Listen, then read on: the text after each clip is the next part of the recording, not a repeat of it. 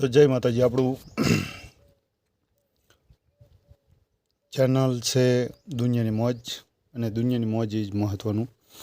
તમને દૂર દૂરથી દેખાતું હોય છે.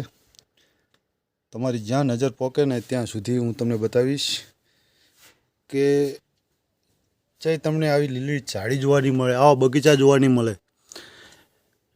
100 જાતના રોપા વાયેલા છે ફાર્મ હાઉસ ઉપર, અને તમને તમારી નજર પોકે ત્યાં સુધી આ ઉનાળાની અંદર નકરી લૂજ વાતી હોય, પણ તમે આ જોઈશો ને આ બગીચો, તો તમને એમાં જોવાનું જીવ જ અને તમારા મનની શાંતિ મળે એવું છે મિત્રો. આમાં ગુલાબ, ચંપો, ચમેલી, અનેક જાતના ફૂલો અને ફળો, નારિયેળી, કેસર, આંબો, બદામ, બહુ ઘણી જાતના રોપાનું વાવેતર કરેલું છે. અને એવું લાગે નહીં કે તમે ખેતરની અંદર છો, તમને એમ જ લાગે કે ફાર્મ હાઉસ. અને એમાં જોઈ લો મિત્રો, આ સડક વચ્ચે સાપરી, આ સાપરી 10 ફૂટ જમીનથી અધર બનાવેલી છે. અને એટલી બધી મજા આવે છે ને કે એ અનુભવ તો અમે અહીં આ જગ્યા ઉપર છીએ એટલે જ તમને ખબર હોય કે બહુ મજા આવે છે.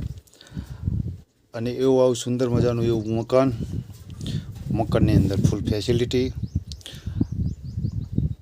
કોઈ વાતની કમી નહીં, એસીની જરૂર પડે નહીં એવો વાયરો. એમાં ઉનાળાની 45-46 ડિગ્રી હોય, અને એ ડિગ્રીની અંદર તોય જો આવા રોપા થતા હોય તો તમારી મહેનત, જે મહેનત કરો એનું મનોબળ તો સચવેલું જ હોય છે. અને પણ મનમાં ધાર્યું હોય કે આ જગ્યા ઉપર આ વાવેતર કરવું છે, આ રોપા વાવવા છે, કેમ ના થાય? બધું જ થાય, એ શક્ય જ હોય, પણ એના માટે મહેનત કરવી પડે.